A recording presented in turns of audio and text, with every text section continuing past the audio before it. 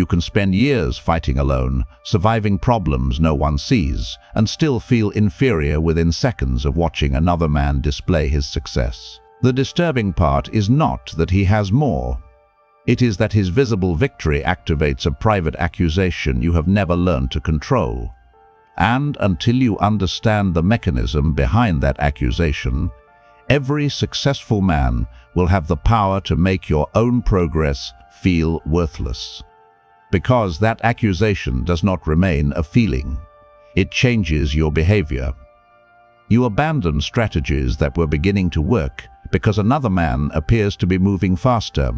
You spend money imitating status instead of building capacity. You rush decisions because being patient now feels like admitting defeat. You stop publishing because someone else already has the audience you wanted. You attack men whose methods you should be studying. He does not need to defeat you. His image enters your mind and you defeat yourself. Machiavelli understood something modern men are rarely taught. Human beings do not respond to reality alone. They respond to appearances, rankings, signals, and perceived power. He wrote in The Prince, "Everyone sees what you appear to be, few experience what you really are." Social media has industrialized this principle. You experience every weakness in your own life, but you see only the evidence another man has chosen to display. You know your debt, you see his revenue, you remember every workout you skipped. You see his body at its strongest angle. You feel every hour of uncertainty behind your work. You see his finished result. This is not an equal comparison. It is a psychological ambush. Psychology calls part of this process upward, social comparison. You compare yourself with someone you perceive to be richer, stronger, more respected, more attractive, or further ahead. The comparison becomes especially powerful when your own position feels uncertain. When you have no clear method for measuring your progress, you borrow the visible lives of other men as measuring instruments. The problem is that those instruments are distorted. A major analysis of 48 studies involving 7,679 participants found that upward comparison on social media had an overall negative effect on emotion and self-evaluation. Other research has found that upward comparison helps explain the relationship between Instagram use and lower global self-esteem, although the effect is not identical across every person or every platform. The point is not that social media automatically destroys confidence.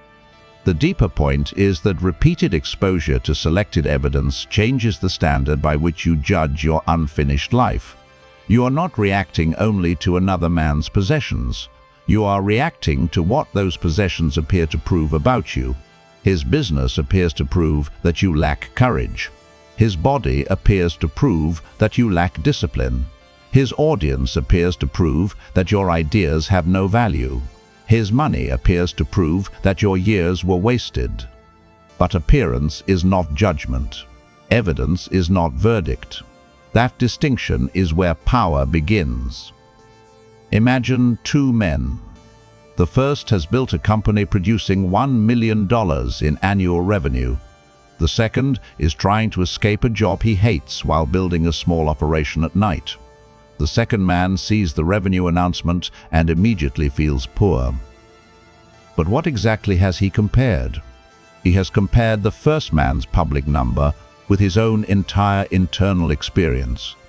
He compares the $1 million with his debt, his exhaustion, his lack of connections, his family's doubt, his failed attempts, his inconsistent discipline, and every private fear he has never admitted. The first man is represented by one polished piece of evidence. The second man is represented by every weakness he has ever discovered in himself. That is not measurement. That is prosecution. Machiavelli wrote, "Men in general judge more by the eye than by the hand." His political meaning was that most people judge rulers through what can be seen because very few have direct access to the ruler's true conduct. The same perceptual weakness survives today. What is visible gains authority. What is hidden is treated as if it does not exist. The other man's victory is visible. Your endurance is hidden. His result, therefore, feels more real than your process. This produces the first law of comparison. Visibility exaggerates certainty. You see another man's achievement and unconsciously assume it represents his permanent condition. You experience your own uncertainty and assume it represents your permanent identity. But a visible position is only a moment in time. It does not reveal direction. A man who appears ahead may be declining. A man who appears behind may be compounding. A man with status may depend on conditions he does not control. A man with little recognition may be building assets that have not yet become visible. The ranking may be real today. Its meaning is not permanent. One of the clearest examples came from a man whose public humiliation looked like proof that his greatest years were behind him. In 1985, Steve Jobs was pushed out of Apple, the company he had helped create. In his Stanford commencement address, he later described the humiliation openly. The company associated with his identity continued without him. From the outside, the ranking appeared final. The board remained. The executives remained. Apple remained. Jobs was outside. Anyone comparing visible positions at that moment could conclude that the people inside the company had won and Jobs had lost. His authority had disappeared. His reputation had been wounded in public. The institution most closely connected to his identity no longer required his presence. But the public event was not the complete process. Jobs founded NXT. He became deeply involved with Pixar. Next developed technology that Apple would later need. In 1996, Apple announced that it would acquire NXT, and Jobs eventually returned to the company he had been forced to leave. The rejection was real. The direction was hidden. Jobs did not reverse his position by winning an argument about his worth. He reversed it by creating new evidence. He did not beg the old ranking to recognize him. He built value outside the ranking until the ranking had to be revised. That is the colder lesson. Do not waste your life demanding restoration from a structure that has already rejected you. Build the capacity that makes the old judgment obsolete. Machiavelli repeatedly distinguished between power built through your own capacity and power that exists only because another institution permits it. In The Prince, he warned about borrowed arms and borrowed strength. The arms of others either fall from your back, or they weigh you down, or they bind you fast. The subject was military dependence, but the strategic principle is broader. A reputation that exists only because one institution approves of you is borrowed power. A career that survives only because one superior favors you is borrowed power. Confidence that exists only while you remain ahead of your friends is borrowed power. The moment the external source disappears, the identity collapses. Jobs losing Apple did not prove that he had become worthless. It proved that his old power structure had collapsed. Those are not the same statement. You may currently be behind someone you know. Do not lie about it. Do not pretend rankings are imaginary.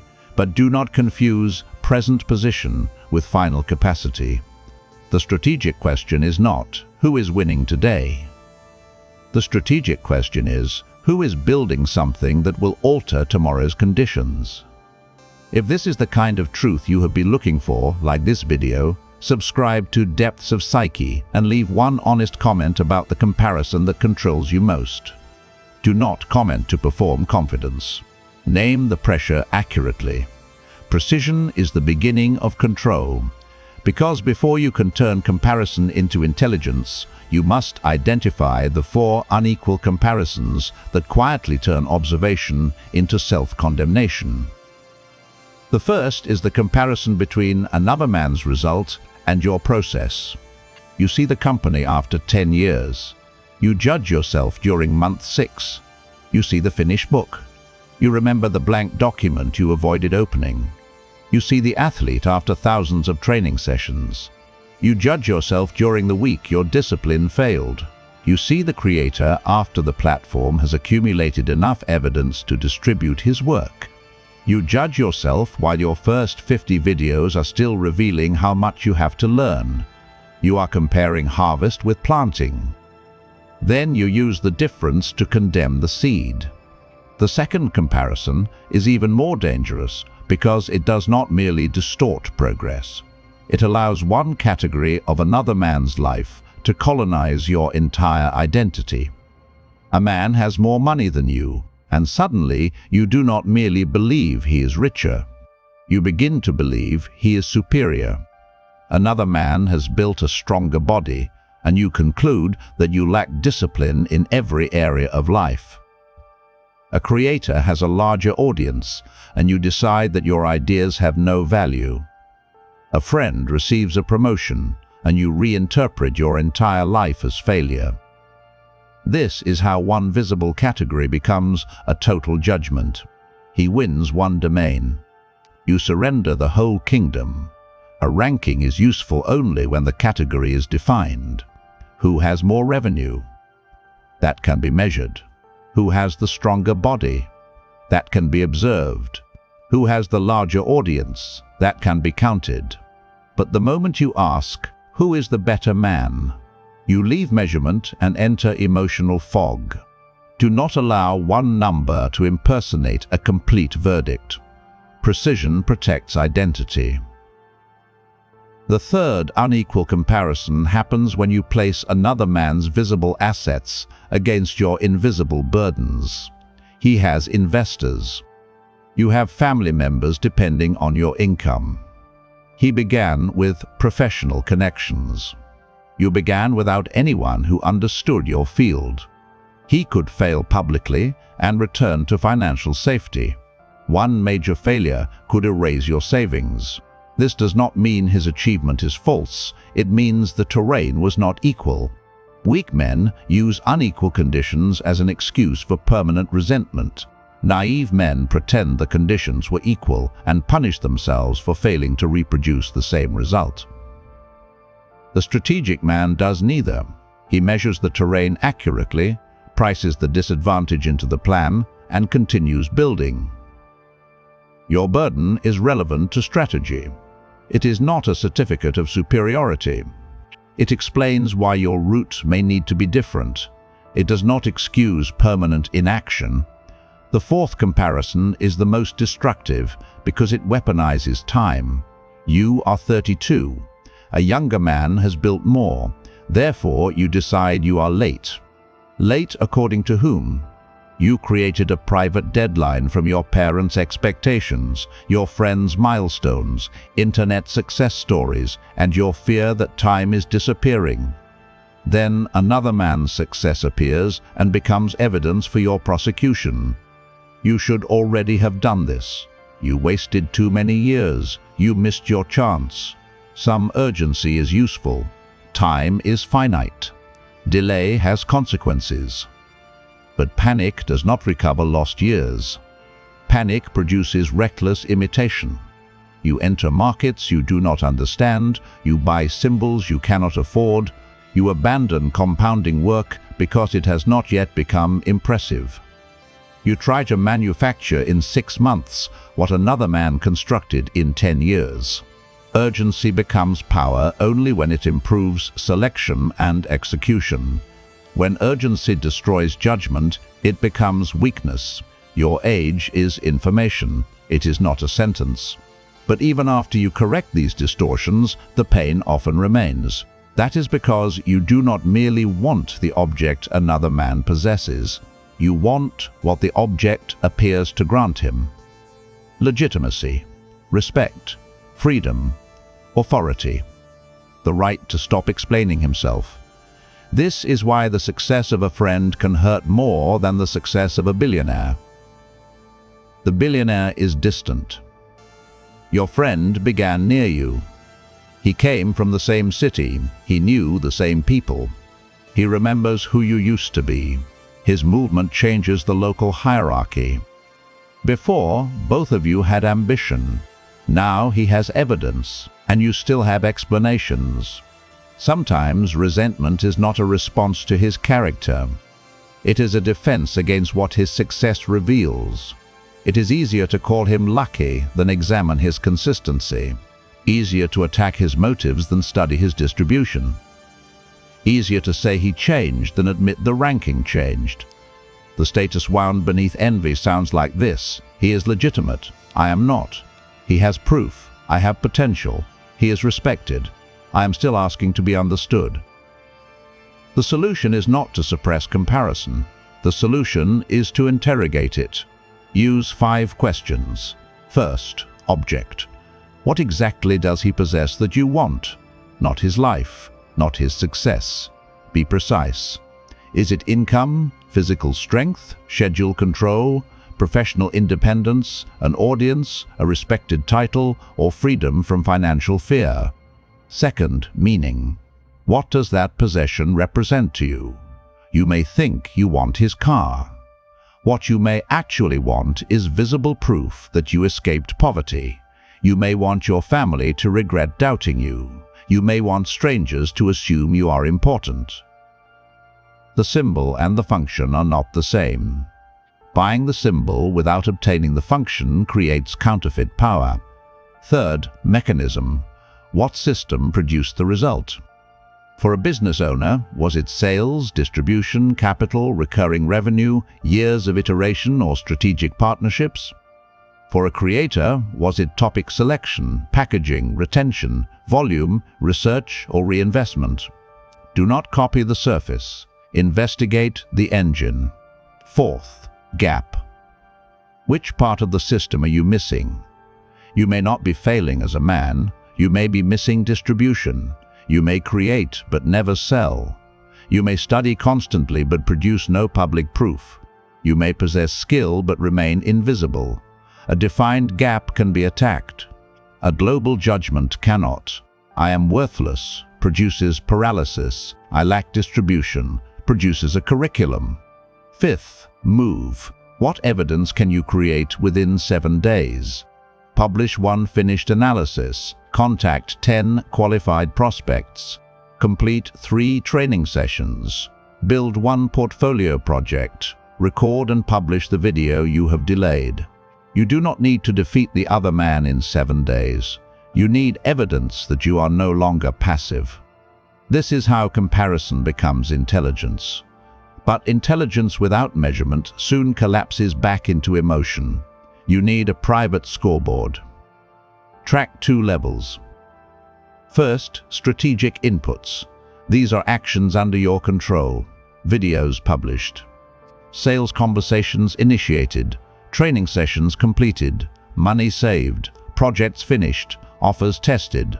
Second, market evidence. Revenue, retention, conversion, strength gained, clients retained, opportunities created, inputs reveal discipline. Market evidence reveals whether your discipline is effective. Track only effort, and you may work hard in the wrong direction. Track only outcomes, and you become emotionally unstable because outcomes are delayed and partly controlled by conditions outside you. Track both, and do not use your private scoreboard to protect mediocrity. Sometimes the other man is ahead because he is more disciplined. Sometimes he took greater risks. Sometimes he built skills you avoided. Strategic thinking does not exist to make you feel innocent. It exists to make you accurate. If you are the kind of man who consumes truth but keeps mistaking consumption for progress, stop collecting ideas you never convert into evidence. You already know that insight without execution changes nothing, but your real problem is the absence of a system that forces thought into action. If you keep watching, agreeing, and returning to the same behavior, you will become a man with explanations instead of results. Inside the Depths of Psyche Patreon, you get uncensored strategic breakdowns, implementation frameworks, and deeper studies of power so you can turn awareness into disciplined action. This is not for men looking for comfort. It is for men willing to be measured. The decision is yours. Another man's success reveals a result, not a verdict. A weak man watches the result and questions his worth. A strategic man studies the result, extracts the mechanism, identifies the gap, and returns to construction. Do not ask, "What does his victory say about me?" Ask, "What does his victory reveal that I can use?" That is the difference between envy and reconnaissance, between borrowed identity and self-command, between a man who needs the winner to become smaller and a man who becomes more precise. If this video gave language to a pressure you have carried in silence, like it, subscribe to Depths of Psyche and share it with one man who is quietly measuring his unfinished life against another man's public victory. Do not use his proof as your sentence. Use it as intelligence.